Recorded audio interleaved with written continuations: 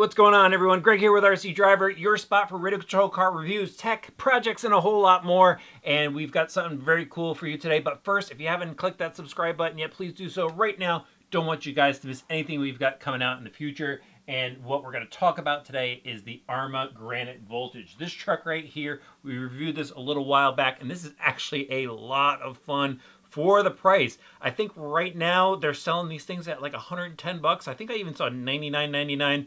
So right around that price point, you get a completely ready to run vehicle. I think you need to throw AA batteries in it, but it comes with Li-ion batteries, and you can go and upgrade it really easily by going and throwing an aftermarket battery in there. It'll bump up the speed. So it is a very neat truck to get into RC with. But of course, we got to go and overpower things a little bit here. And what we're going to do is kind of just replace the entire electronic system in this truck. Yeah, I think you can grow into this truck, and I think it's worth putting a few bucks into. Actually, you know, probably more than a few bucks, because I've got a lot of stuff I'm going to put into this over here. And I'm going to start off by telling you guys I'm going to put a tactic servo in there. That's all I could find in my shop. I've got so many projects going on. But what I'm also going to do is I'm going to replace the speed controller and the motor. Yeah, and I'm going to go brushless with this thing, because why put another brush motor in there? And to do that, I'm going to turn to Castle for a lot of my projects. But what we're going to do here is put it in a Castle Sidewinder 4. And then I've got this 1406 censored motor here. And it's a 5700 kV. So that should give this thing a lot of power. All right, now, because I'm doing that, I'm going to have to swap out the transmitter on this. And for that, I'm going to go Spectrum DX5C here. This is a great radio system. If you're looking to upgrade from a ready-to-run system, go check this one out right here. And then for power, I always turn to my friends over at maxamps.com. And this actually, I've used this battery a bunch of times on a bunch of different projects you've already seen here. It works really well. 6,500 milliamp. That's a lot of runtime, guys. And for a truck like this, it's going to mean a lot more fun. So what we're going to do, we're going to head over to the workbench, and I'm going to show you what it's like to tear this down and put all that aftermarket stuff in there. And then, of course, we're going to go head out and see what it could do. All right, let's get to work. Before we get started, let's talk tools. And you are going to need a few tools to get this job done. And most likely, you already have this stuff on hand. Now, what you're going to need here is a Phillips screwdriver. A lot of the screws on here are Phillips. This is a Tamiya screwdriver right here. I love this screwdriver. It works so well in so many different hobby applications. The other thing you're going to need, and I'm just suggesting that you do this, it's going to make your life a lot easier, is to use a 7mm nut driver. Take that wheel off so you get access to the gear cover and the motor screws and everything like that. And then I believe you're going to need just a 1.5 for the pinion gear to swap that over. And I think that's really about it. If I counted everything right and I looked at everything, I think it's just 9 screws. We should be able to rip out all this old electronic stuff, and you know, one wheel nut, 1 set screw. So let's dig into this thing. I'm going to start off with the servo, and all you got to do is take your Phillips screwdriver. There is a hole under here that allows you to access the servo saver, so you're just going to back that screw out, and that'll just fall right out. And then there's 2 screws on the top that hold the servo in, so you just got to remove those.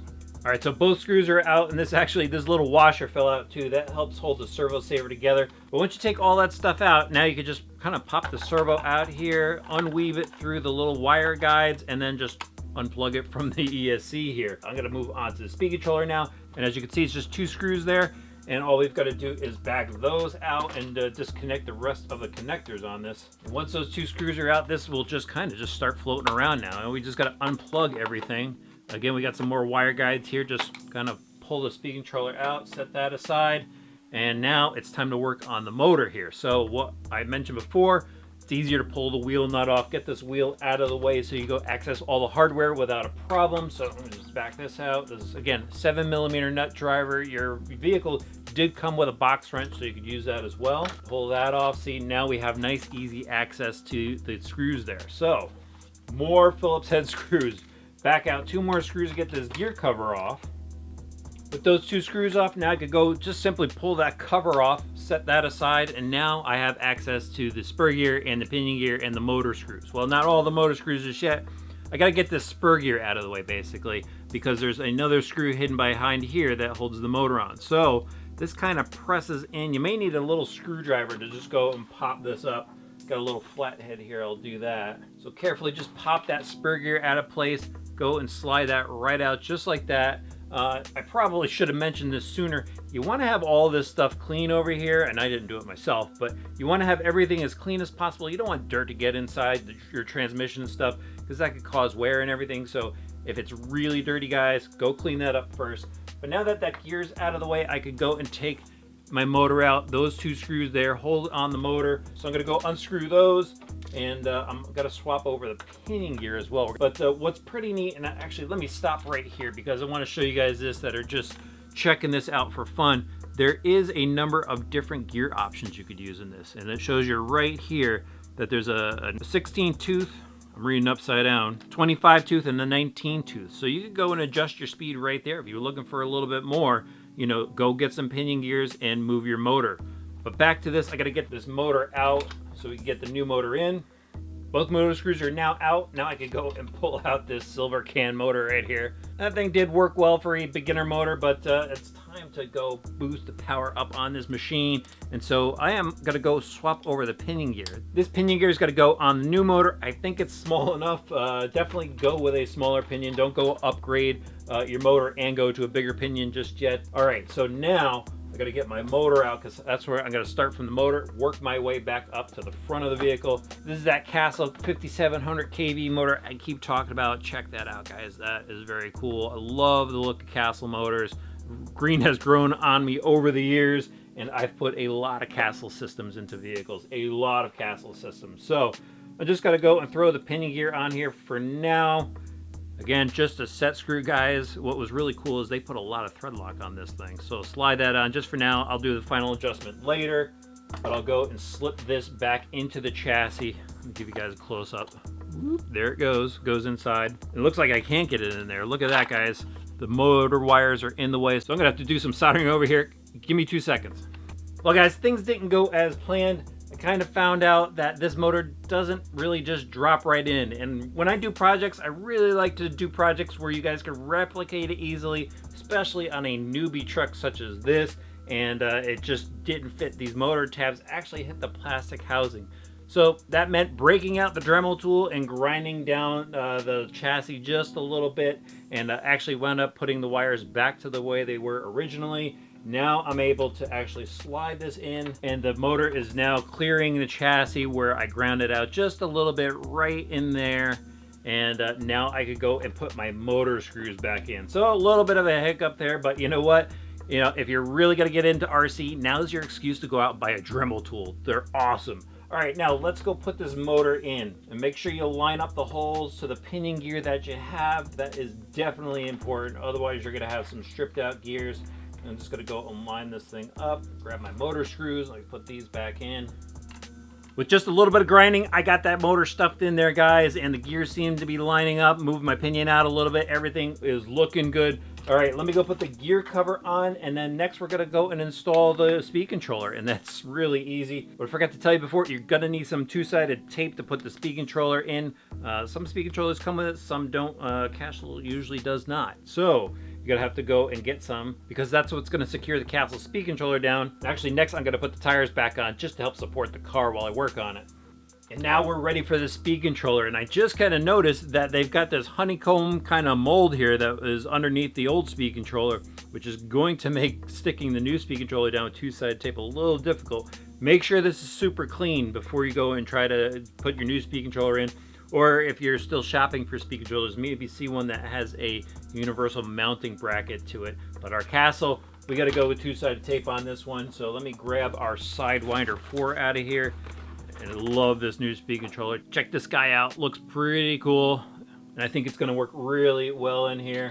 So that's just gonna go down right there. And again, two-sided tape. So let me grab my two-sided tape.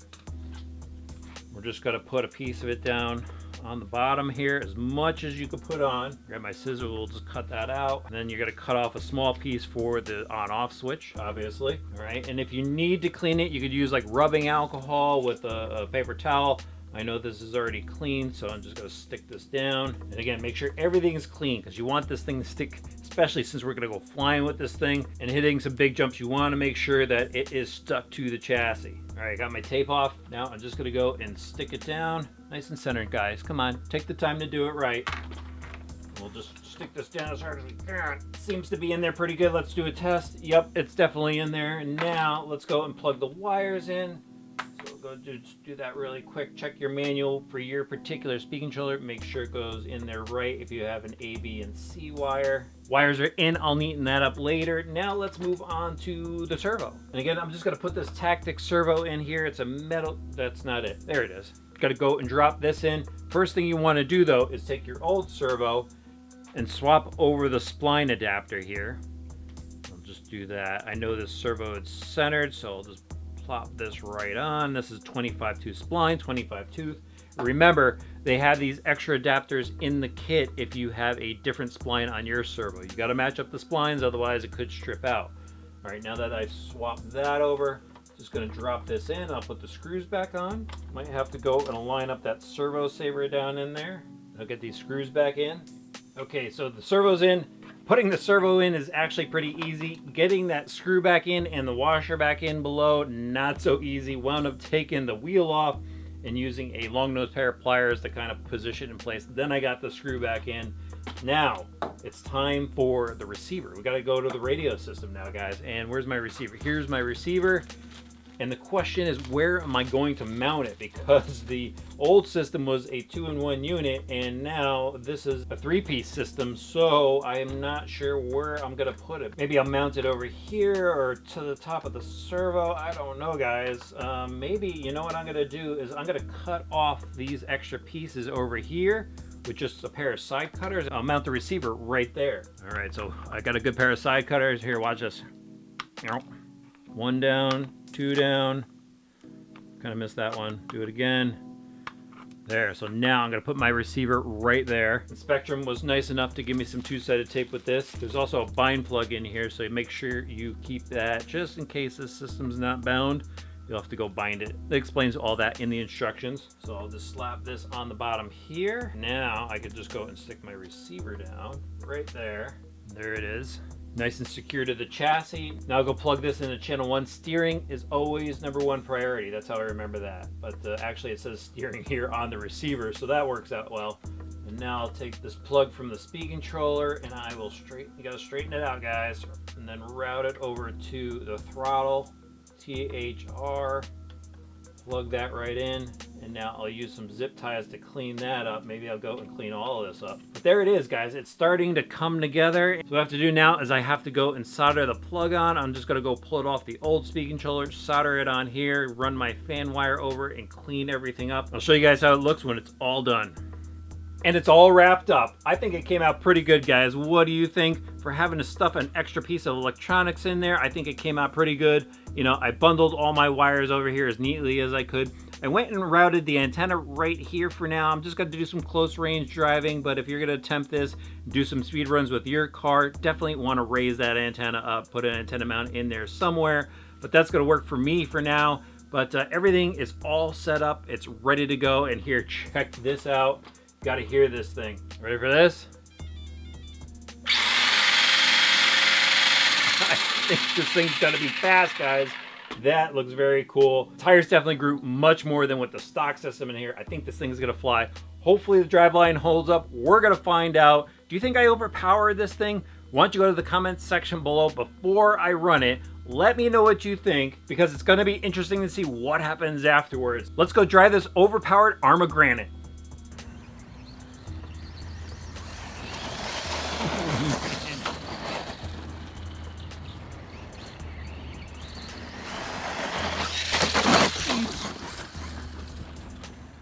Guys, this thing is way too fast now.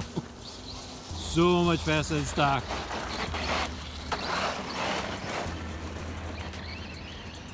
It's like hard to keep straight.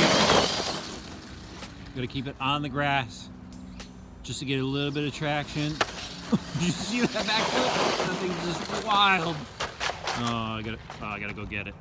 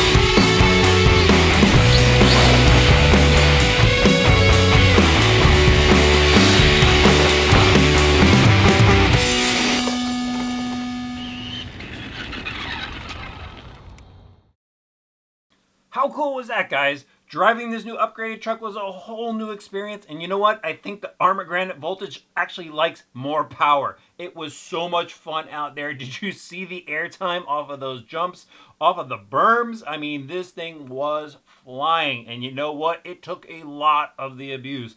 I was completely amazed at the transformation of it. It was so much fun, and I think it is totally worth it to get this truck and grow into it and upgrade it later on down the road. I mean, those were the results right there. You saw how much fun that truck was. Now, did it actually handle everything? Yeah, it pretty much handled almost everything, except I did go and break a front shock shaft on there. But you know what? The spring is still stuck in there, and for a lot of that video, this shock shaft was broken, and it actually broke when I landed on the asphalt, going over one of the jumps there onto one of the berms.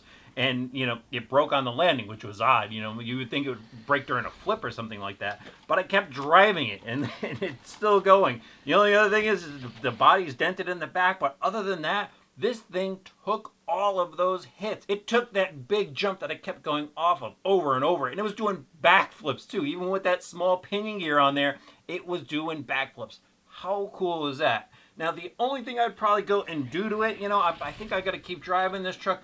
I think I got to go and put a heavier diff grease in the differential.